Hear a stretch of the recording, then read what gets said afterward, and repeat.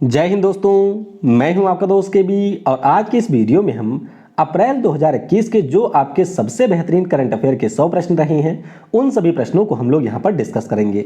तो पूरा वीडियो बहुत ही ध्यान से देखिएगा। इस वीडियो की जो पीडीएफ फाइल है वह आपको टेलीग्राम चैनल केवी गुरुजी या फिर kbguruji.in के ऊपर मिल जाएगी। तो वहां से आप इसके पीडीएफ को डाउनलोड कर सकते हैं। और सबसे महत्वपूर्ण चीज कि इस क्लास का जो लाइव टेस्ट है वह कल दिन में 3 बजे अनअकैडमी प्लेटफॉर्म के ऊपर कंडक्ट करवाया जाएगा मेरे ही द्वारा। तो अगर आप यहां पर वीडियो को पूरा देखते हैं, जैसा कि अधिकांश लोग नहीं करते हैं, तो फिर आप उस क्लास को ज्वाइन कर सकते हैं। क्लास में आपका लाइव टेस्ट होगा, आप अपने स्कोर कार्ड को वहां पर देख पाएंगे और आप ये भी देख पाएंगे कि जो लोग यहां पर बाकी तैयारी कर रहे हैं उनकी तुलना में आपकी तैयारी कितनी ज्यादा बेहतर है। तो पिन कमेंट में आपको उस टेस्ट का लिंक मिल जाएगा, उसके ऊपर क्लिक करके आप एनरोल कर सकते हैं। आगे हम लोग बढ़ें उससे पहले मैं आपको बता दूं कि अब आप daily live classes Unacademy platform के ऊपर मेरी अटेंड कर सकते हैं। तो अगर आपको रेलवे ग्रुप डी एग्जाम की तैयारी एक अच्छे तरीके से करनी है, इसके अलावा सीबीटी 2 एग्जाम के लिए करंट अफेयर और स्टैटिक जीके की तैयारी करनी है, तो फिर आप मुझे अनअकैडमी के ऊपर फॉलो कर सकते हैं। अनअकैडमी के ऊपर आपको कई सारे जो हमारे गवर्नमेंट एग्जाम होते हैं उनकी तैयारी के लिए बहुत ही कम रेट में कोर्स उपलब्ध हैं। तो अगर आप इनमें से किसी भी कोर्स को परचेज करना चाहते हैं तो सिंपली आपको यूज करना है कोड KV10 और इस कोड को यूज करने के बाद में आपको तुरंत 10% का डिस्काउंट मिल जाएगा। इसके अलावा अगर आप लोग अनअकैडमी के ऊपर लाइव क्लासेस देखते हैं या फिर रिकॉर्डेड क्लासेस देखते हैं तो उससे भी आपको डेली पॉइंट मिलता है। उस पॉइंट का यूज करके भी आप 10% का डिस्काउंट ले सकते हैं, यानी कि टोटल यहाँ पर जो प्राइस है उसमें आपको 20% का डिस्काउंट मिल जाएगा। इस समय एक ऑफर और चल रहा है, यानी कि अगर आप बैंक या एसएससी का 1 साल का कोर्स खरीदते हैं तो 2 महीने का कोर्स आपको बिल्कुल फ्री मिलेगा।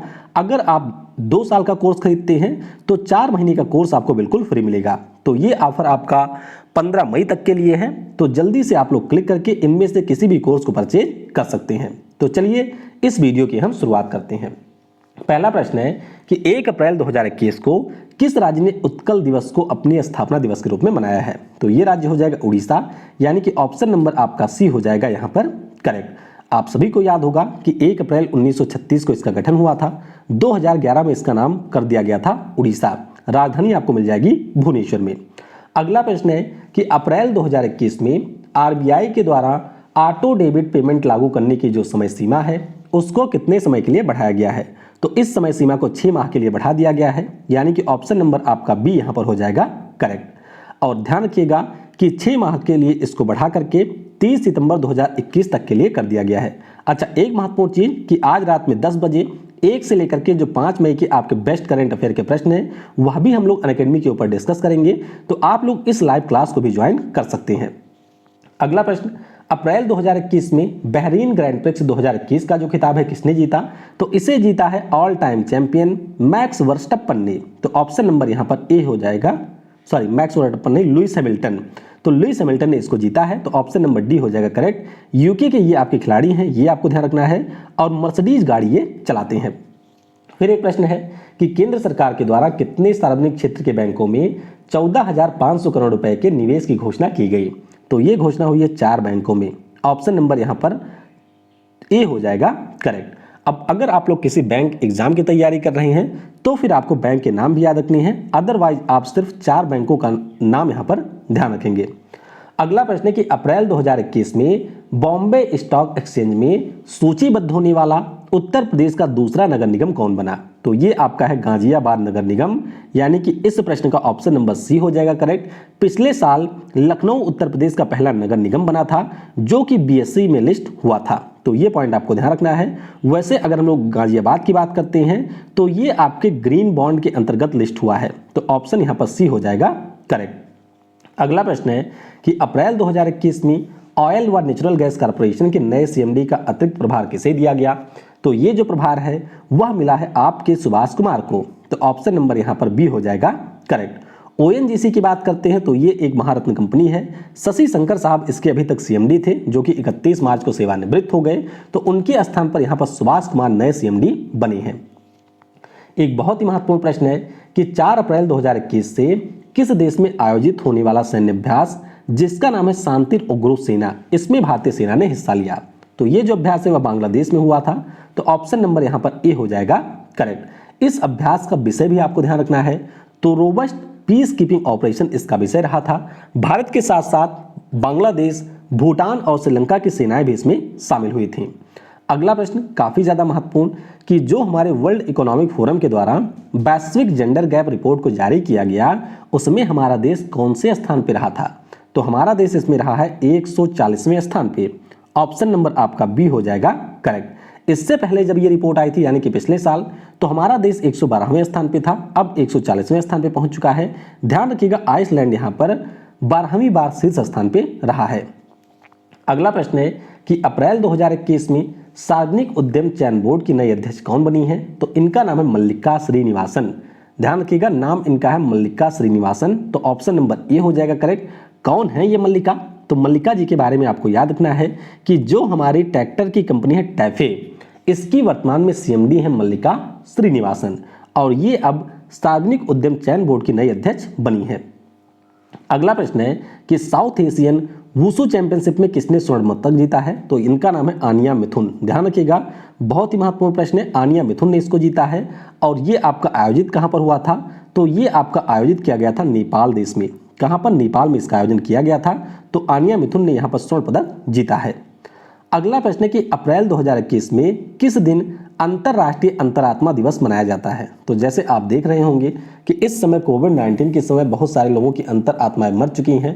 मतलब एक तो लोग वैसे भी इतने ज़्यादा परेशान हैं, दूसरे वे लोग यहाँ पर चीज़ों की कालाबाजारी कर रहे हैं। तो इसी से आप समझ सकते हैं कि जो हमारी अंतरात्मा है उसको जगाना काफ़ी ज़्यादा जरूरी होता है।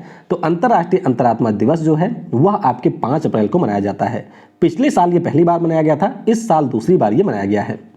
अगला प्रश्न है कि अप्रैल 2021 में यूपीआई पर बिलियन लेन देन पार करने वाली भारत की पहली कंपनी कौन बनी? तो ये आपकी बन गई है फोन पे, यानी कि ऑप्शन नंबर सी हो जाएगा करेक्ट। फोन पे के बारे में आपको ये भी ध्यान रखना है कि इस कंपनी का जो मुख्यालय है वह आपको बेंगलुरु में मिलेगा।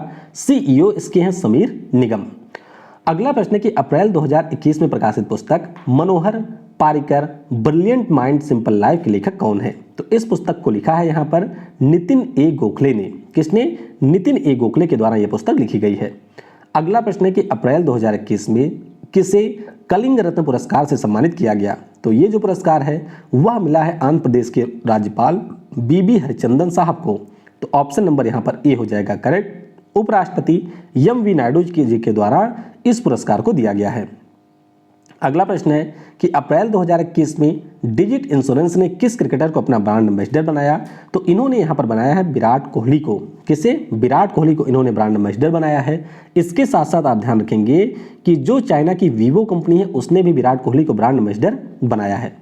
अगला प्रश्न है कि अप्रैल 2021 में भारत ने किस देश को 100 करोड़ रुपए का गश्ती जहाज पीएस जोरोस्टर दिया है? तो ये हमने दिया है किसको? इस देश का नाम है सेशल्स। तो ऑप्शन नंबर यहाँ पर बी हो जाएगा करेक्ट। सेशल्स के बारे में आपको ध्यान रखना है कि हिंद महासागर में ये छोटा सा देश है, राजधानी इसकी विक्टोरिया है और मुद्रा यहाँ का है रुपया।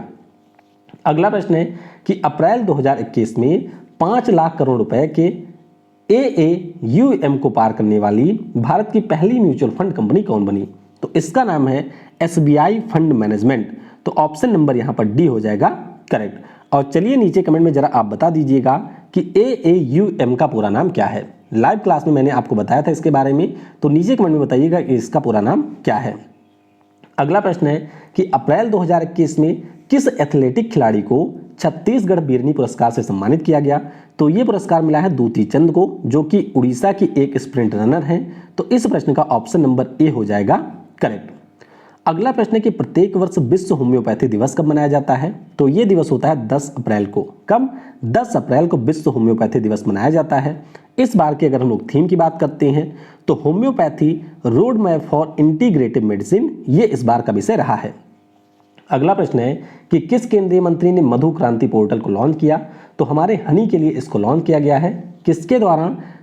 उद्योग और वाणिज्य मंत्री पीयूष गोयल के नरेंद्र सिंह तोमर के द्वारा, जो कि हमारे कृषि और किसान कल्याण मंत्री हैं, तो उनके द्वारा इसको लॉन्च किया गया।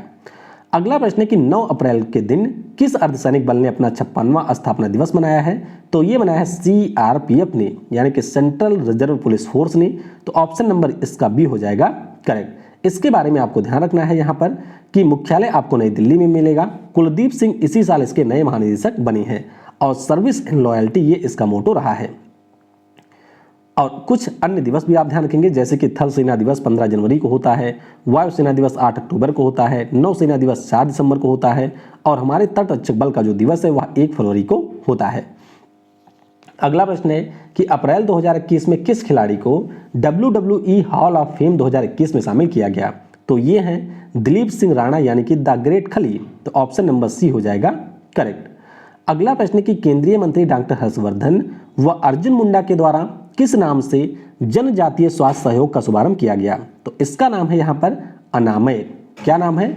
अनामय के नाम से इसको लॉन्च किया गया, यानी कि ऑप्शन नंबर आपका ए हो जाएगा करेक्ट।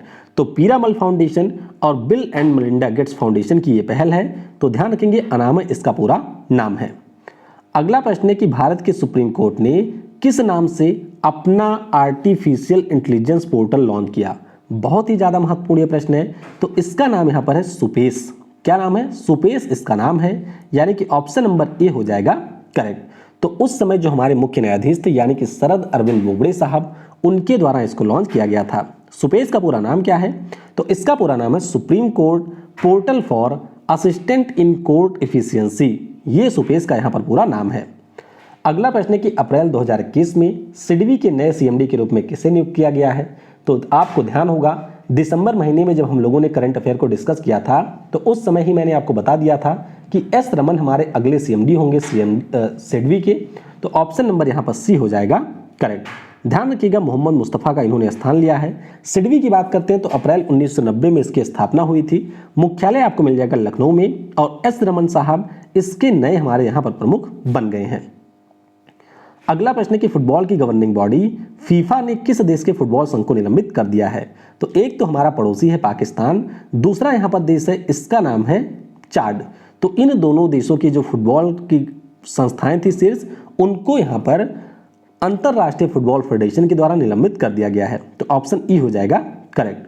अगला प्रश्न है कि चंद्रा नायडू जिनका हाल ही में निधन हुआ, किस खेल की पहली महिला कमेंटेटर थी? तो हमारे देश में जो क्रिकेट होता है उसकी ये पहली महिला कमेंटेटर थी और अभी हाल ही में इनका निधन हो गया है। तो ऑप्शन सी हो जाएगा करेक्ट।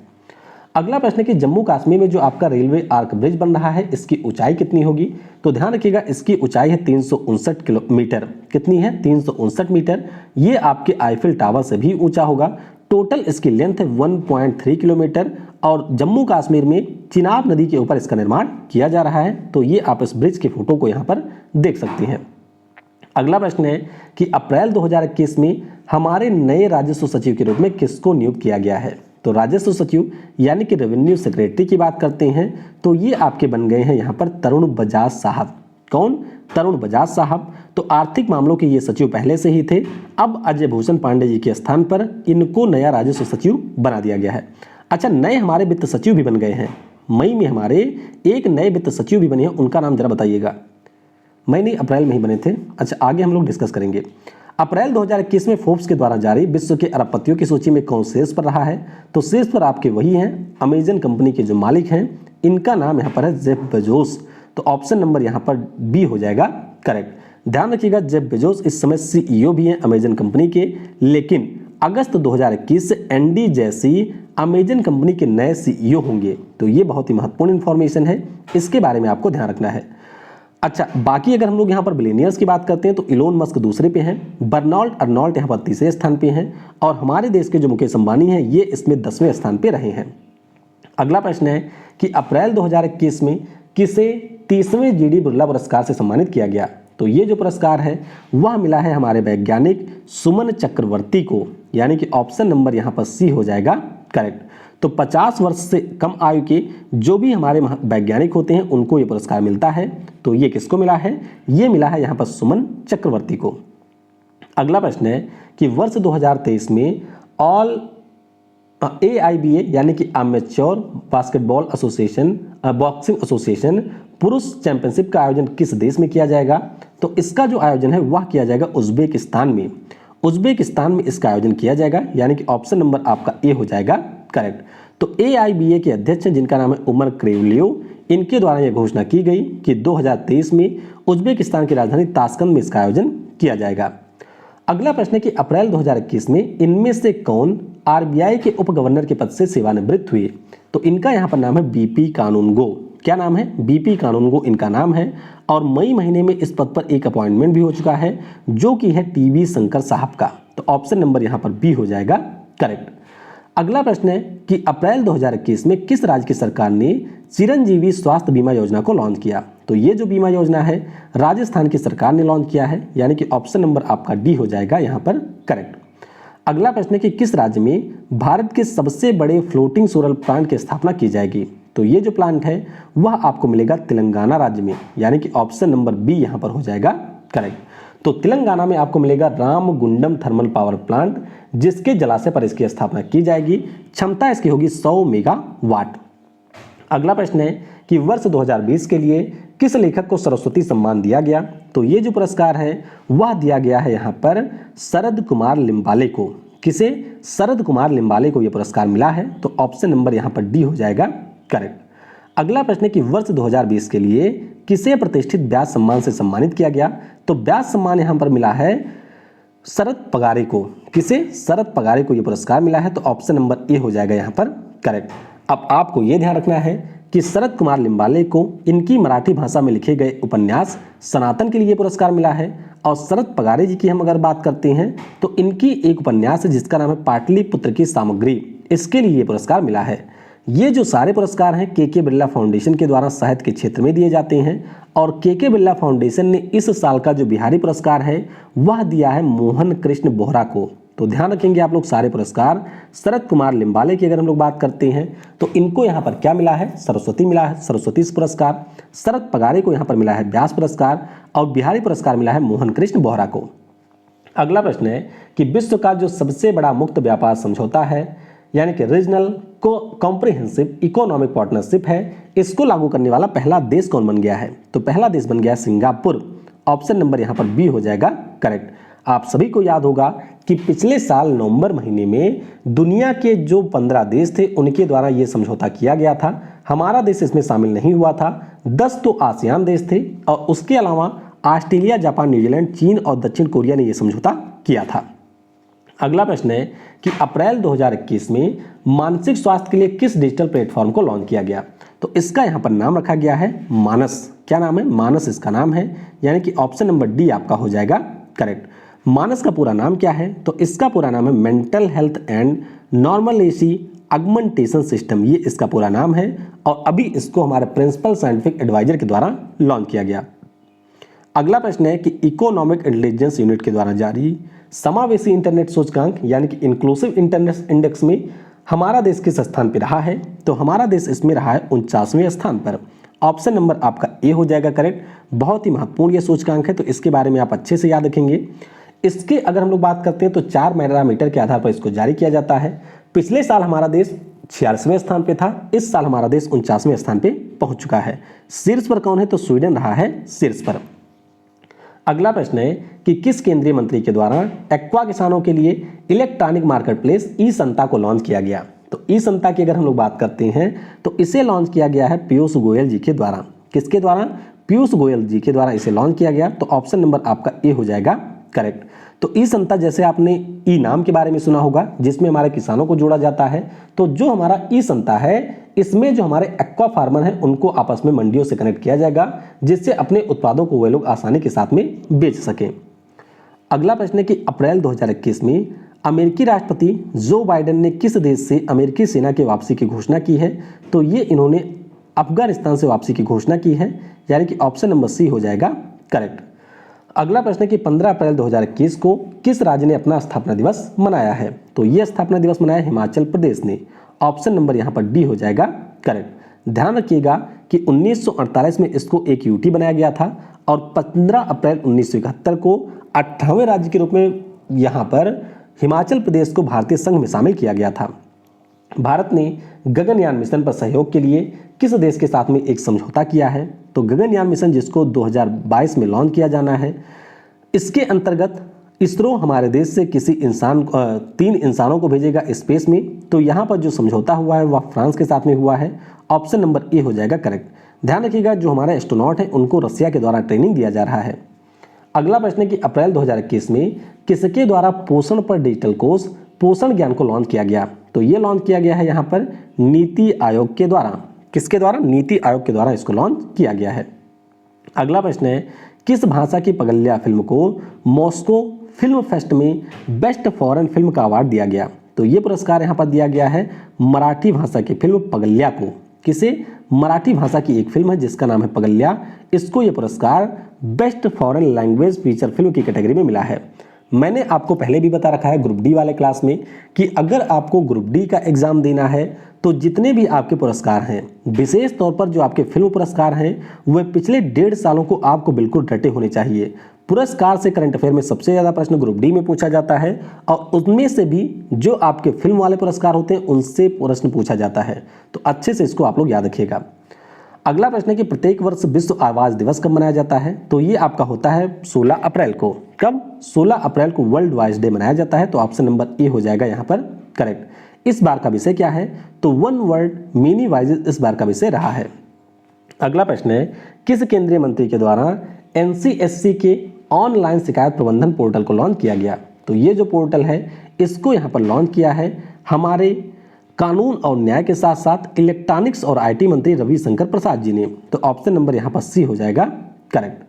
अगला प्रश्न है कि आईसीसी के द्वारा किस खिलाड़ी को मार्च के लिए प्लेयर ऑफ द मंथ का पुरस्कार दिया गया? तो ये पुरस्कार यहाँ पर मिल गया है भुवनेश्वर कुमार को। तो ध्यान रखिएगा, जनवरी के लिए रहे थे ऋषभ पंत, फरवरी के लिए रहे थे रविचंद्रन अश्विन और भुवनेश्वर कुमार यहाँ पर मार्च महीने के लिए प्लेयर ऑफ द मंथ रहे हैं। अगला प्रश्न है कि अप्रैल 2021 में किस राज्य में जो भारत का पहला फ्लोटिंग एलएनजी स्टोरेज है और रीगैसिफिकेशन यूनिट है इसकी स्थापना की गई? तो इसकी स्थापना की गई है महाराष्ट्र में। कहाँ पर? महाराष्ट्र में इसकी स्थापना की गई, तो ऑप्शन नंबर आपका डी हो जाएगा करेक्ट। इसके बारे में आपको ध्यान रखना है कि सिंगापुर से चल करके ये हमारे महाराष्ट्र के रत्नागिरी जिले में पहुंचा था। अगला प्रश्न है कि अप्रैल 2021 में राष्ट्रीय एंटी डोपिंग एजेंसी के महानिदेशक कौन बने? तो इनका नाम है सिद्धार्थ सिंह लोंगजम। क्या नाम है? सिद्धार्थ सिंह लोंगजम। तो ऑप्शन नंबर आपका ए हो जाएगा यहाँ पर करेक्ट। तो ध्यान रखिएगा, नेशनल एंटी डोपिंग एजेंसी, पिछले साल इन्होंने अभिनेता सुनील शेट्टी को अपना ब्रांड एम्बेसडर बनाया था। 24 नवंबर 2005 को इनकी स्थापना हुई थी। अगला प्रश्न है, बहुत ही ज़्यादा महत्वपूर्ण है कि अप्रैल 2021 में किस मंत्रालय के द्वारा छठे रायसीना डायलॉग का आयोजन किया गया? तो जो हमारा रायसीना डायलॉग होता है ये हमेशा से ही विदेश मंत्रालय आयोजित करता है, यानी कि ऑप्शन नंबर आपका सी हो जाएगा करेक्ट। अच्छा, विदेश मंत्रालय किसके साथ में मिलकर के करता है? तो ऑब्जर्वर रिसर्च फाउंडेशन के साथ में मिलकर के इसका आयोजन किया जाता है। थीम की अगर हम लोग बात करते हैं तो viral word, outbreaks, outliers and out of control, ये इस बार का यहाँ पर विषय रहा है।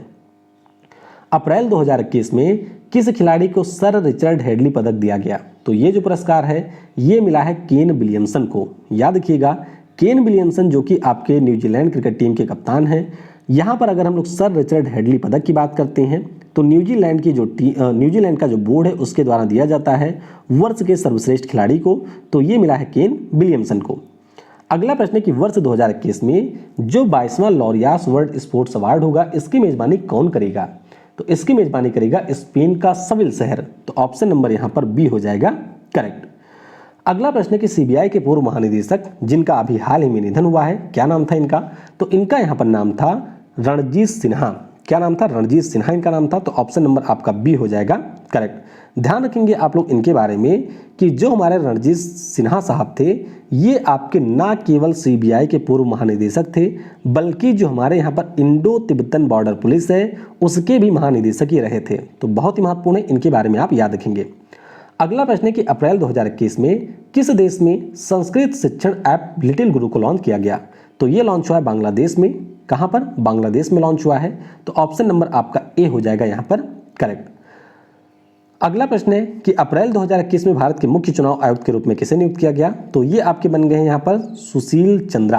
कौन बने हैं? सुशील चंद्रा बने हैं, तो ऑप्शन नंबर आपका बी हो जाएगा यहाँ पर करेक्ट। अगला प्रश्न काफ़ी ज़्यादा महत्वपूर्ण है कि अप्रैल 2021 में national council of applied economic research की पहली महिला महानिदेशक कौन बनी? तो इनका यहाँ पर नाम है पूनम गुप्ता।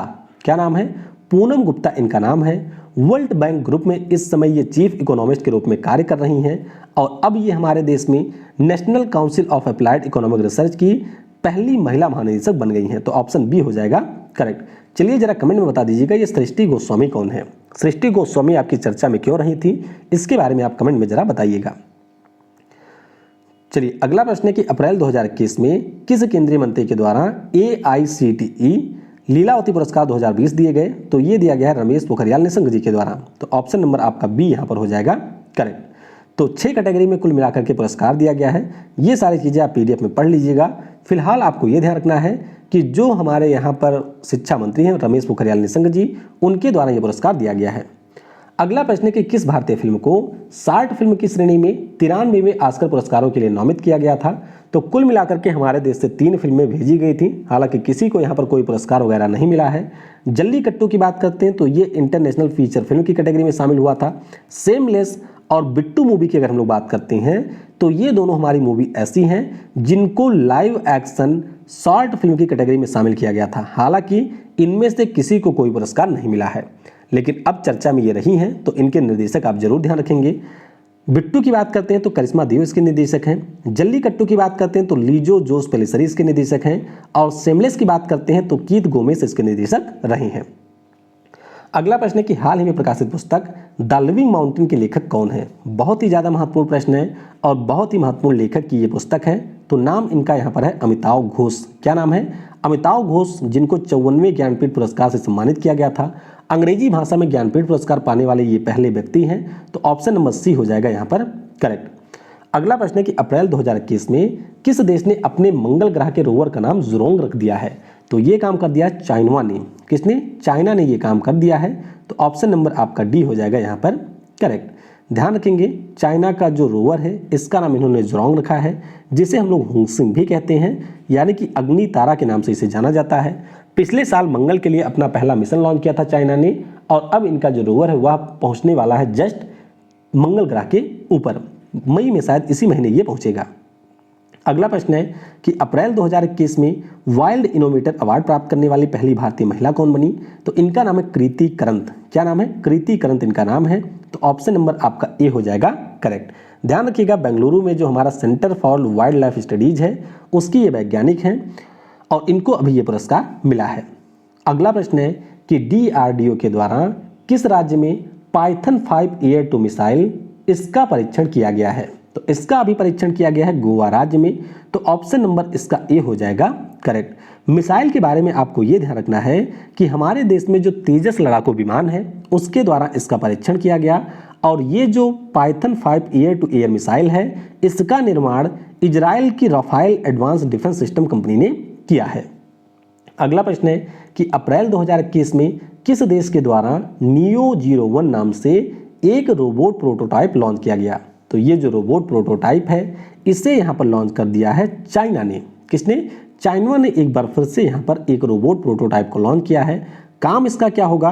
तो इसका मुख्य रूप से काम होगा कि जो हमारे लो अर्थ ऑर्बिट में आपको बहुत सारे देशों के द्वारा भेजी गई सैटेलाइटें हैं, उनमें से जो भी सैटेलाइट वगैरह खराब हो गई हैं तो उनका जो मलबा है वह आपके इसी ऑर्बिट में पड़ा हुआ है। तो इसको साफ करने का काम होगा नियो 1 का। तो ऑप्शन नंबर बी हो जाएगा करेक्ट। इसके अलावा आप ध्यान रखेंगे कि अंतरराष्ट्रीय स्पेस स्टेशन जो कि चाइना के द्वारा यहाँ पर बनाया जा रहा है, जिसका नाम होगा तियांगोंग स्टेशन, तो इसके लिए इन्होंने कोर मॉड्यूल को भी अभी लॉन्च किया है, यानी कि 2 मिशन इनके द्वारा लॉन्च किए गए। सिप्री के द्वारा जारी रिपोर्ट के अनुसार कौन सा देश सैन्य खर्च के मामले में शीर्ष स्थान पे है? बहुत ज़्यादा महत्वपूर्ण प्रश्न है। तो यहाँ पर शीर्ष स्थान पे हमेशा की तरह अमेरिका रहा है, दूसरे स्थान पे है हमारा पड़ोसी चाइना, और तीसरे स्थान पे यहाँ पर भारत रहा है। अगला प्रश्न है कि किस राज्य की सरकार को श्रेणी 1 में यहाँ पर ई पंचायत पुरस्कार दिया गया? तो ये पुरस्कार मिला है उत्तर प्रदेश को। किसे?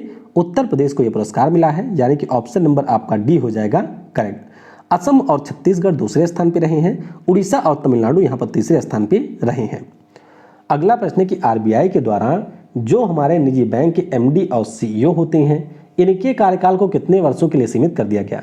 जैसे होता क्या था ना कि जो हमारे प्राइवेट बैंक होते थे इनके MD और CEO बहुत समय तक रहते थे, तो इसीलिए RBI ने अब नया नियम बना दिया है कि कौनों बैंक यहाँ पर जो भी बैंक होगा, यानी कि जो भी यहाँ पर बैंक होगा वह किसी एक व्यक्ति को अधिकतम 15 वर्षों के लिए MD और CEO बना सकता है। तो ऑप्शन नंबर बी हो जाएगा करेक्ट।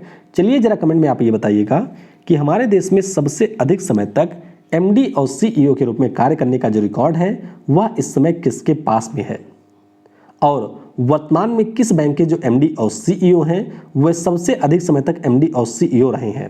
तो रिकॉर्ड किसके नाम पे है और वर्तमान में किस बैंक के एमडी सीईओ सबसे ज्यादा समय तक रहे हैं, उनका नाम आप नीचे कमेंट में बताइएगा। अगला प्रश्न है कि अप्रैल 2021 में टाइम मोस्ट इन्फ्लुएंशियल कंपनीज की श्रेणी में कौन सी भारतीय कंपनी शामिल हुई है? तो दो कंपनियां यहां पर शामिल हुई हैं, एक तो है बाइजू, दूसरा आपका है जियो प्लेटफॉर्म। तो ऑप्शन नंबर डी यानी कि बी एंड सी हो जाएगा यहां पर करेक्ट। तो बस इनके बारे में आपको ध्यान रखना है कि ये दोनों कंपनियां शामिल हुई हैं। अगला प्रश्न है कि भारत ने किस देश के साथ मिलकर सप्लाई चेन रेजिलियंस इनिशिएटिव को लॉन्च कर दिया है? तो ये इन्होंने लॉन्च किया है किसके साथ में मिलकर के?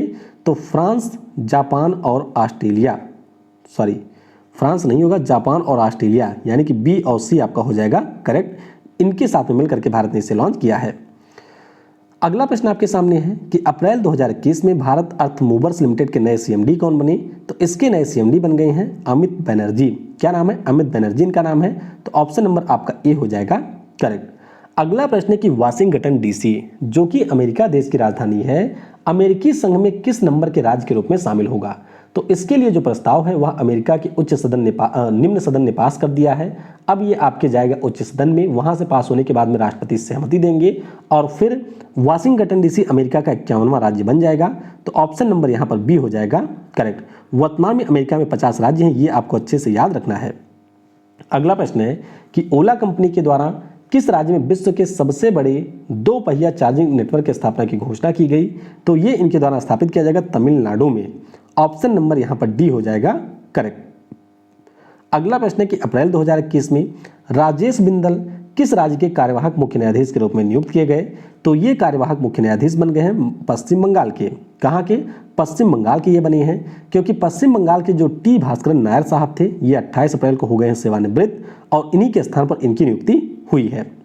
अगला प्रश्न है कि अप्रैल 2021 में किस बैंक के द्वारा digital banking platform merchant stack को लॉन्च किया गया? तो ये यहां पर लॉन्च किया है आईसीआईसीआई बैंक ने। किसने?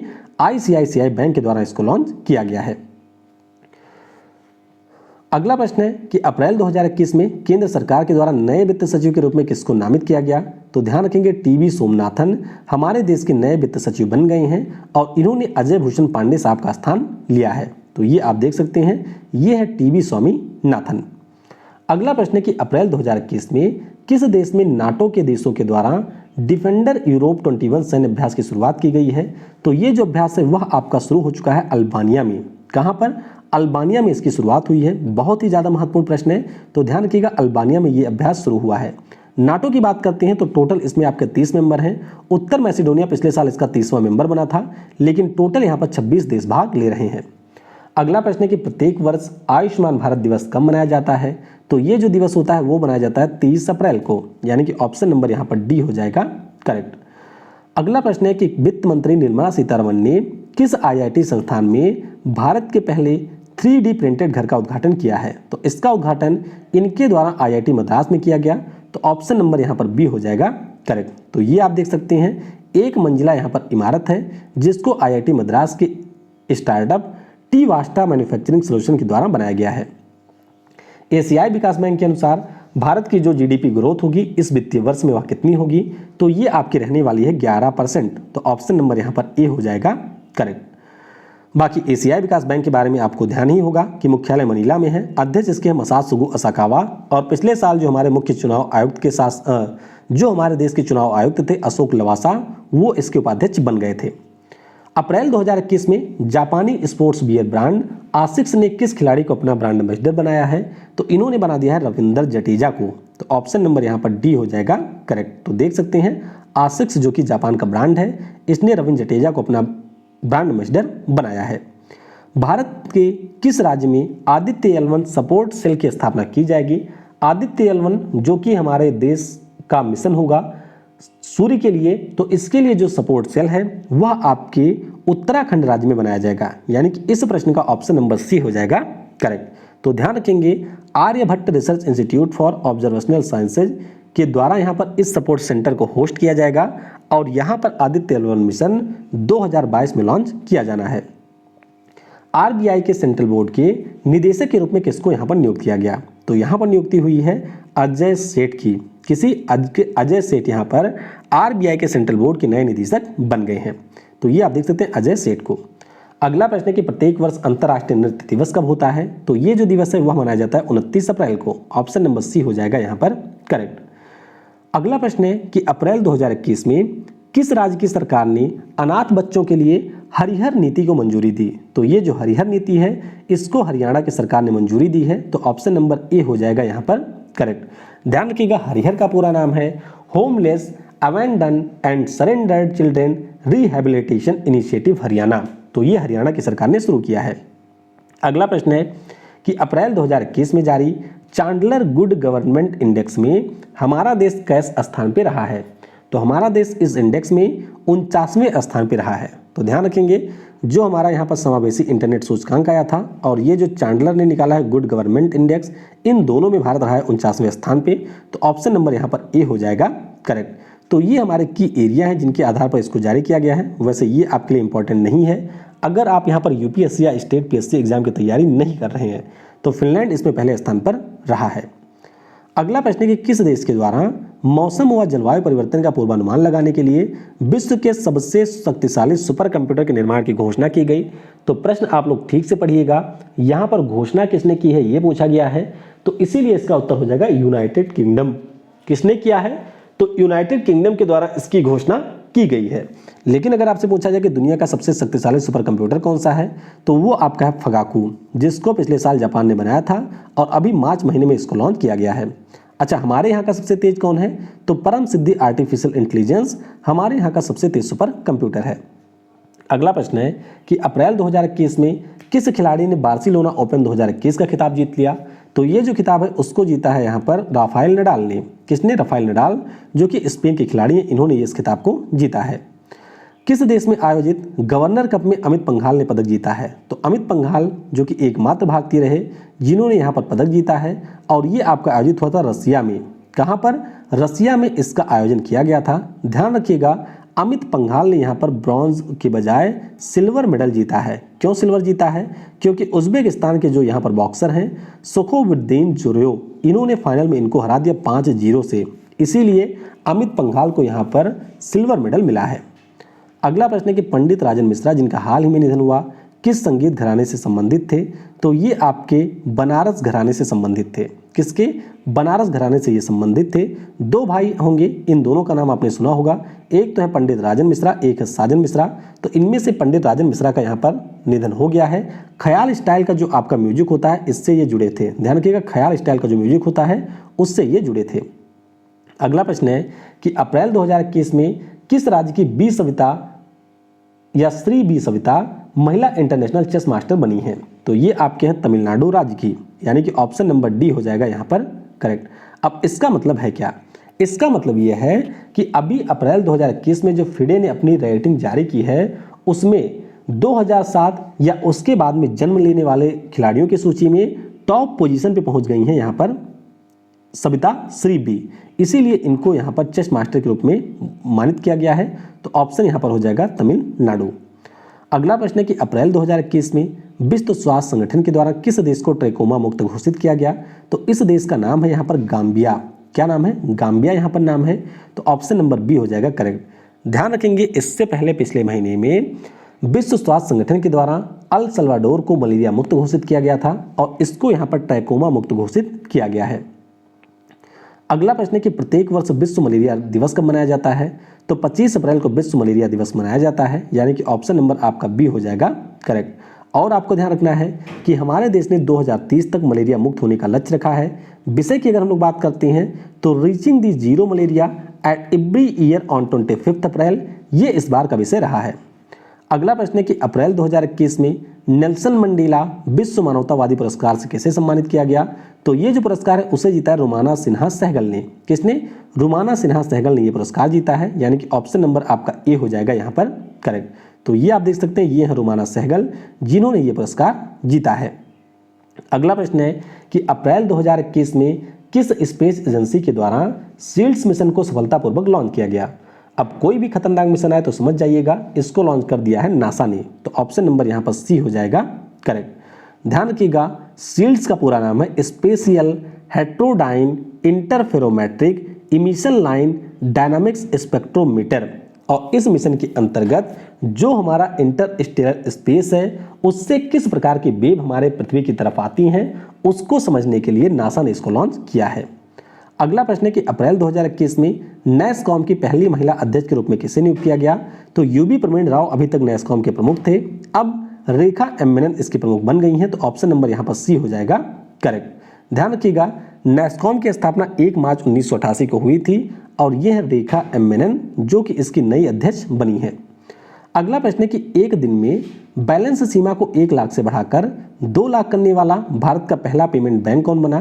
तो इसका नाम यहाँ पर है एयरटेल पेमेंट बैंक। क्या नाम है? एयरटेल पेमेंट बैंक, यानी कि ऑप्शन नंबर आपका सी हो जाएगा करेक्ट। याद रखेंगे कि 2017 में इसकी स्थापना हुई थी। अनुव्रत विश्वास इसके यहाँ पर एमडी और सीईओ हैं।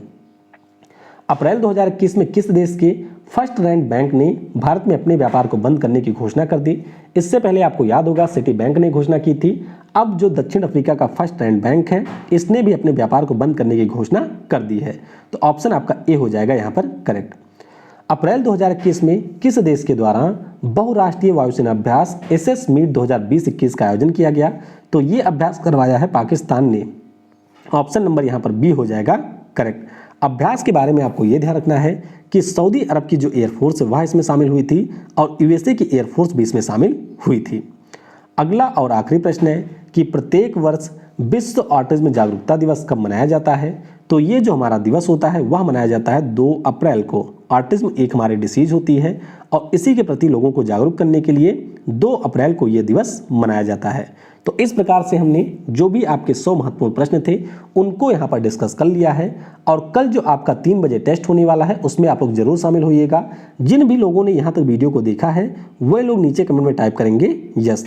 Thanks for watching. जय हिंद, जय भारत और सबसे जरूरी, पढ़ेगा भारत तो बढ़ेगा भारत।